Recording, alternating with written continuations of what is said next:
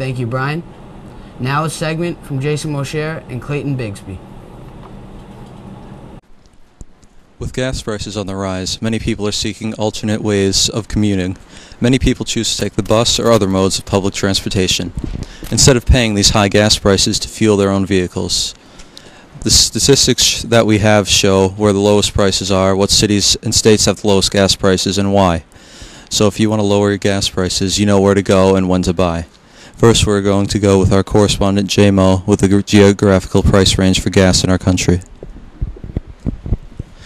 Well, if you don't already know, the East Coast has the lowest gas prices of the nation. This is because gas is shipped from the Middle Eastern countries over to America, so with the East Coast being the closest, the ships have the least distance to go. This results in the lowest gas prices. These prices range from $3 to $3.10 a gallon.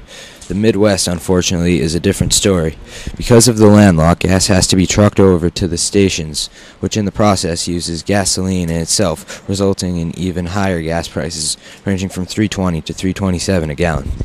Finally, we get to the West Coast, the highest cost of gas prices, because being on the opposite side of the world, gas from the Middle East must be shipped either by truck or across the country or through the Panama Canal. This extra time and money causes extra money that you have to pay, which ranges from $3.31 to $3.37 a gallon. Back over to Clayton now.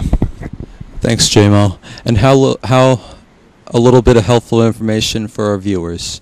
Of the 48 continental states, the average cheapest price for gas is in South Carolina at $2.90 a gallon, and with Wisconsin paying a tremendous $3.34 a gallon, which is the most expensive average statewide, not including Alaska and Hawaii. Looking at it more on a local scale, Massachusetts is in 11th place, paying an average of $3.01 a gallon. On a citywide scale, Jackson has the cheapest price average at $2.86 a gallon, and Chicago has the highest average gas price at $3.63 a gallon. Unfortunately, Boston is in 37th place with an average price of $3.03 a gallon. Back to J-Mo. Thank you, Clayton. Not only does geography affect gas prices, but the time of year does as well. During the winter months, between November and January, gas prices are substantially lower, sometimes even by 20 cents. In the summer months, gas prices rise by almost 20 cents. So if you want to take a trip, we suggest that you go during the winter months, especially if you're driving.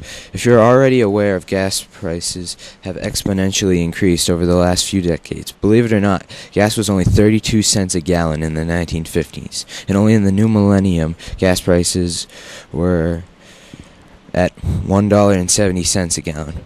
With today's gas prices at $3 and growing, a price only to be compared with the price of $2.98 a gallon back in 1979 due to the gas shortage, what is causing this new rise? We have correspondent Clayton to give this input on that question. Well, I personally think that we can make a reasonable assumption by looking at the facts. Almost 80% of gasoline and oil reserves and imports come from the Middle East currently. Also, after 9/11, we went to war with Iraq, which caused much less imports from that particular area. Put one and two together, and you could say that it's the war in the Middle East that is causing all of this price inflation. Others think that it could be global warming. Global warming is causing a person to use more gasoline for things to keep himself or herself comfortable, which in turn is causing more carbon dioxide emissions and more global warming. So could it be this war or this vicious circle of global warming? Only time will tell. And now we will be going to see an interview from an environmental activist, Miss Titmus. Well, I have to do a little more research myself. I know that one of our own faculty members has a car that's run on vegetable oil, and I understand that that has much less of an impact on the environment. I'd like to see more things like that. Also the hybrid cars. But again, I'm not so sure about the impact on the environment that the batteries that those cars use is going to be in the future. So I think that we need to have I personally need to know a little bit more about that. So ride a bike. If you only live a couple of miles from your job, ride a bike, take a walk, that kind of stuff. Again, start small. So. Do you think that we should teach younger children to be concerned about the environment more? Yeah, absolutely, absolutely. I think that it isn't just teaching and learning, because I think that logically people know that if you walk through the street and there's a lot of trash, it's ugly for one thing.